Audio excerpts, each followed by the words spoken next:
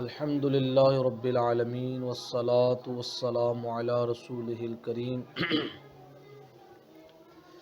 اما بعد فاعوذ باللہ من الشیطان الرجیم بسم اللہ الرحمن الرحیم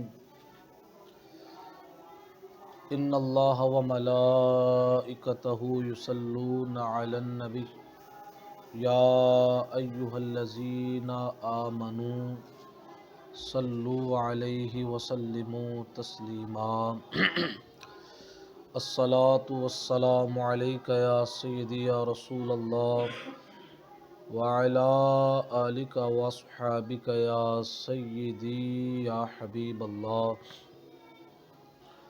الصلاة والسلام علیک یا سیدی یا خاتم النبیین وعلی آلک واصحابک یا سیدی یا خاتم المعصومین۔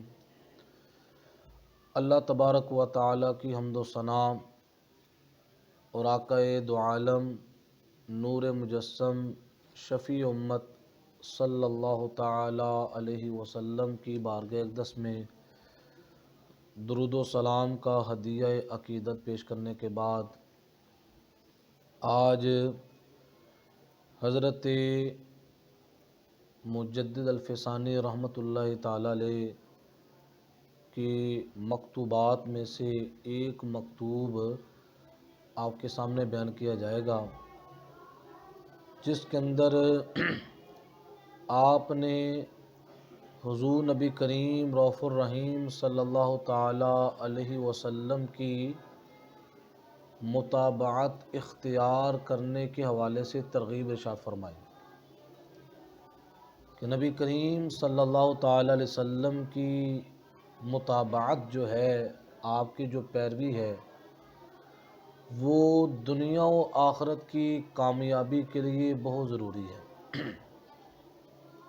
کوئی بندہ حضور نبی کریم صلی اللہ تعالیٰ علیہ وسلم کی اتباع کے بغیر دنیا اور آخرت کے اندر کامیابی اختیار نہیں کر سکتا۔ اگر کوئی شخص یہ چاہتا ہے کہ مجھے دنیا میں کامیابی ملے، مجھے عقبہ میں کامیابی ملے، تو اس کے لیے ضروری ہے رسول اللہ صلی اللہ تعالیٰ علیہ وسلم کی اتباع کرنا۔ تو حضرت مجدد الفسانی بڑے احسن انداز سے آپ ارشاد فرماتے ہیں، نقد سعادت دارین منوط بمتابعت سید کونین است۔ آپ فرماتے ہیں دارین کی سعادت کا نقد سودا، ایک ہوتا ہے انسان کام کرے اور اس کو اجرت جو ہے وہ بعد میں ملے، وہ ہے ادھار اس کی اجرت ہے، لیکن آپ فرماتے ہیں دنیا اور آخرت کی سعادت خوش بختی کا جو نقد سودا ہے، نقد اجرت جو ہے، اسی وقت وہ کس کے ساتھ وابستہ ہے؟ آپ فرماتے ہیں بمتابعت سید کونین است، حضور نبی کریم صلی اللہ تعالی علیہ وسلم کی متابعت کے ساتھ وابستہ ہے کہ جو حضور کا غلام نبی کریم صلی اللہ تعالی علیہ وسلم کی پیروی کرتا ہے، اس کو اللہ تعالیٰ دنیا کے اندر بھی فی الفور اجر عطا فرماتا ہے اور آخرت کے اندر بھی عطا فرماتا ہے۔ یہ ایک ایسا حضور علیہ الصلاۃ والسلام کی اتباع کا فیض ہے۔ یہ نہیں ہے کہ بندہ دنیا کے اندر حضور علیہ الصلاۃ والسلام کی اتباع کرے اور اس کو اللہ تعالیٰ کی طرف سے برکات حاصل نہ ہو، فی الفور اسی وقت جس وقت وہ اتباع کر رہا ہوتا ہے، اسی وقت اس کو برکات سے نوازا جاتا ہے۔ تو حضرت مجدد الفسانی فرماتے ہیں بر نہجے کے علماء اہل سنت بیان فرموداند۔ آپ فرماتے ہیں اس چیز کو علماء اہل سنت نے بیان فرمایا۔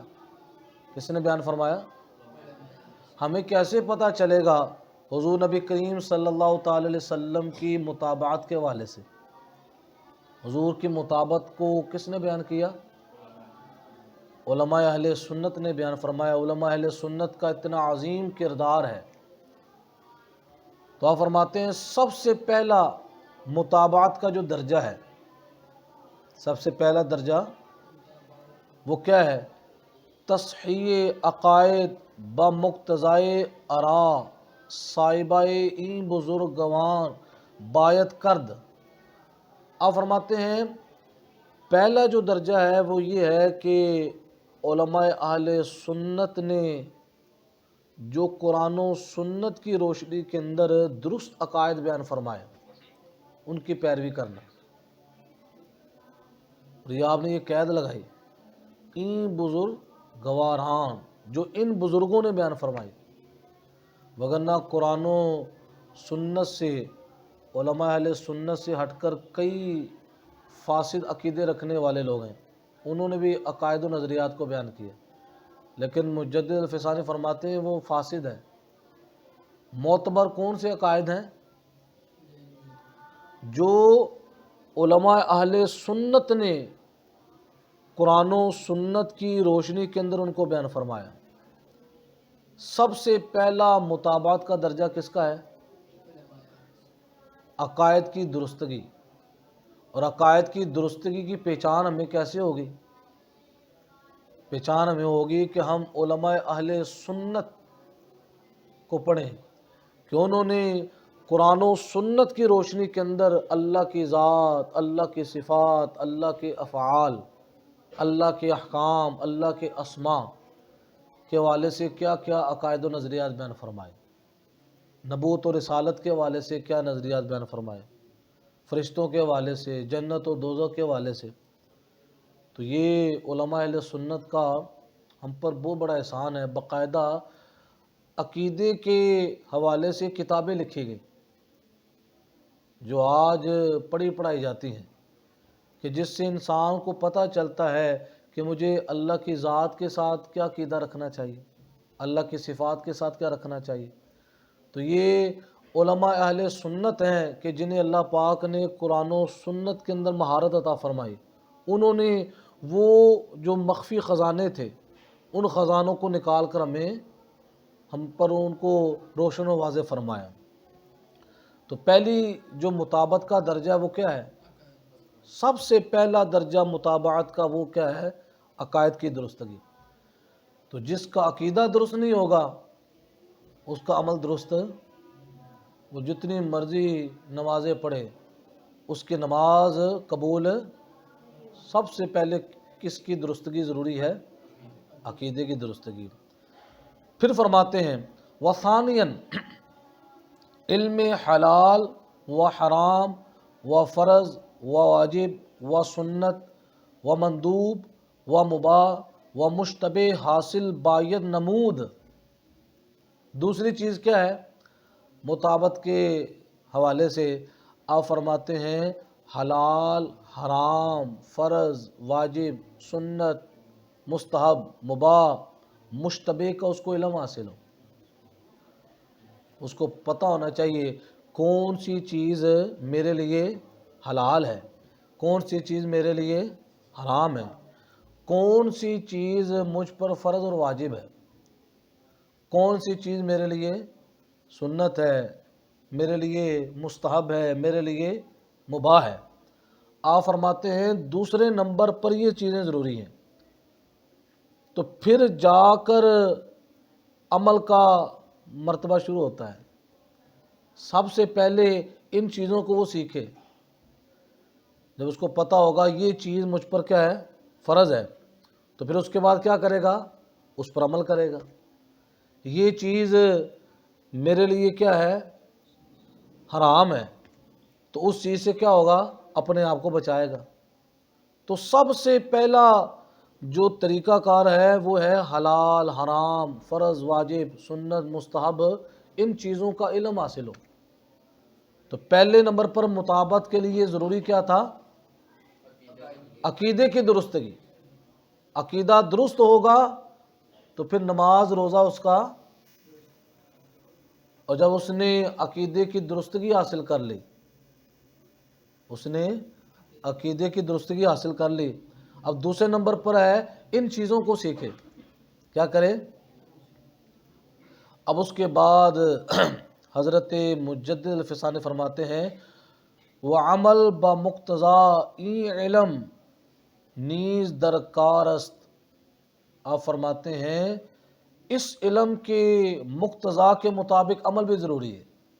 جو چیزیں اس نے سیکھی ہیں اور جو وہ چیزیں تقاضا کر رہی ہیں اس کے تقاضے کے مطابق اس پر عمل بھی ضروری ہے۔ تو آپ فرماتے ہیں کہ یہ انسان کے دو پر ہیں۔ انسان کے ایک پر کیا ہے؟ عقیدے کی درستگی ہے۔ ایک پر کیا ہے؟ جس کے اندر انسان کے عقائد و نظریات درست ہوں۔ جب عقائد و نظریات درست ہوں گے تو پرواز کے لیے ایک پر جو ہے وہ صحیح و سالم ہے۔ اور دوسری چیز کیا ضروری ہے؟ دوسری چیز یہ ہے کہ حلال حرام فرض واجب کا علم اس کے پاس ہو، کرنے کے بعد ان دونوں چیزوں پر عمل ہو، ان دونوں چیزوں پر۔ اب فرماتے ہیں کہ جب اس کو یہ دو پر میسر ہو جائیں گے، ایک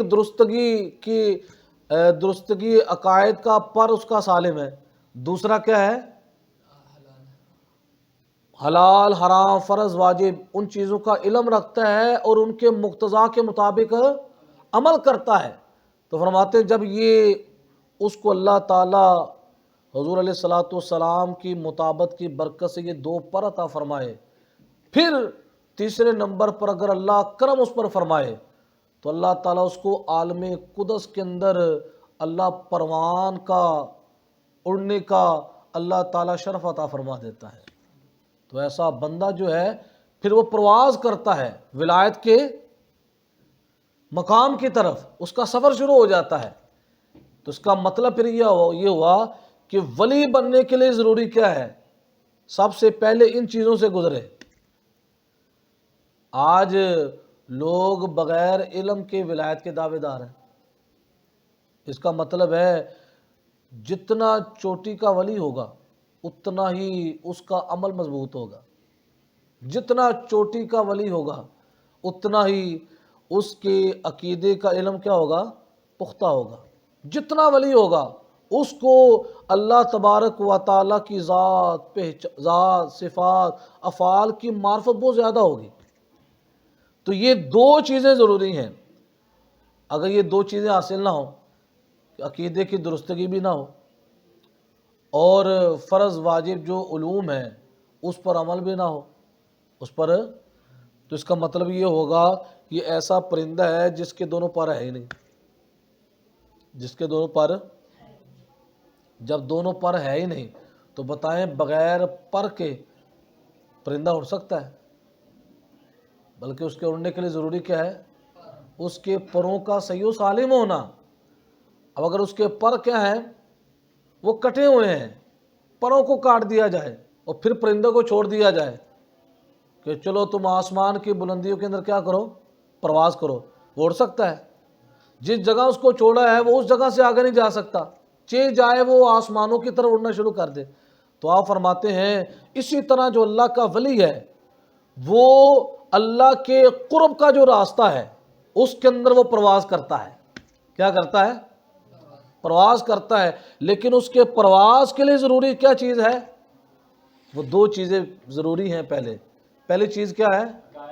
عقائد کی درستگی اس کے لیے ضروری ہے، اور عقائد کی درستگی اتنی ضروری ہے جس طرح پرندے کے اڑنے کے لیے پر کا ہونا ضروری ہے، اسی طرح اس کے لیے دوسرا سلسلہ کیا ہے؟ احکام شرعیہ کا علم اور اس کے مقتضا کے مطابق عمل، یہ دوسرا پر ہے۔ جب یہ ہوگا تو پھر اس صورت کے اندر جس طرح اگر ایک پرندہ ہو اس کا ایک پر سالم ہو، ایک پر کیا ہو، دوسرا پر وہ کٹا ہوا ہے، اڑ سکتا ہے وہ؟ آپ اس کو چھوڑ دیں، اگر اڑنا بھی چاہے گا گر جائے گا۔ اڑنے کے لیے ضروری کیا ہے؟ اس کے دو پروں کا سالم ہونا۔ تو آپ فرماتے ہیں اے میری بات کو سننے والے، اگر تو یہ چاہتا ہے کہ تو روحانی دنیا کے اندر پرواز کرے، اللہ کی محبت کے جلووں کے اندر گم ہونا چاہتا ہے، اللہ کی یاد کے اندر گم ہونا چاہتا ہے، اللہ کی قرب کی منازل طے کرنا چاہتا ہے، تو سب سے پہلے تمہیں یہ کام کرنے ہوں گے۔ کیا کرنے ہوں گے؟ کہ سب سے پہلے تمہیں عقیدے کی درستگی کرنی ہوگی، پھر دوسرے نمبر پر احکام شرعیہ کا علم اور اس پر عمل کرنا ہوگا۔ جب یہ تو دو کام کر چکے گا تو پھر تو اس مقام کے لائق ہو جائے گا کہ تو اگر اللہ تعالیٰ تجھ پر فضل فرمائے، تجھ پر کرم فرمائے، تو پھر اللہ تعالیٰ تمہیں عالم قدس کی پروان عطا فرما دے گا۔ تو آج ہم نے یہ مختصر سا خلاصہ سنا ہے، تو آج ہم نے یہ نیت بھی کرنی انشاءاللہ العزیز کہ عقائد کی درستگی کس کے مطابق ہو؟ جو علماء اہل سنت نے عقائد و نظریات قرآن و سنت کی روشنی کے اندر بیان فرمائے، اس کے مطابق ہم نے اپنا عقیدہ کیا کرنا ہے؟ درست کرنا ہے۔ اور دوسرے نمبر پر ہم نے کیا کرنا ہے؟ احکام شرعیہ کو سیکھنا ہے۔ اور یہ دونوں کام کہاں پر ہوتے ہیں؟ مدارس کے اندر ہوتے ہیں، کہ مدارس دنیا کے اندر ایسے قیمتی مراکز ہیں کہ جہاں پر عقیدے کی درستگی کا علم بھی سکھایا جاتا ہے، جہاں پر احکام شرعیہ کا علم بھی سکھایا جاتا ہے۔ تو یہ مدارس کا معاشرے کے اندر کردار ہے کہ یہ اگر کوئی بندہ ولی بننا چاہتا ہے تو ولی بننے کے لیے ابتدائی ٹریننگ کہاں ہوتی ہے؟ مدارس کے اندر ہوتی ہے، کہ بندہ مدارس کے اندر جائے پڑھنے کے لیے، علماء کے پاس بیٹھے، ان دونوں چیزوں کو وہ اگر کیا کرتا ہے؟ درست کر لے، پھر اللہ تعالیٰ فضل فرمائے تو اللہ تعالیٰ اپنی محبت عطا فرمائے، اپنی قرب کی منازل عطا فرمائے۔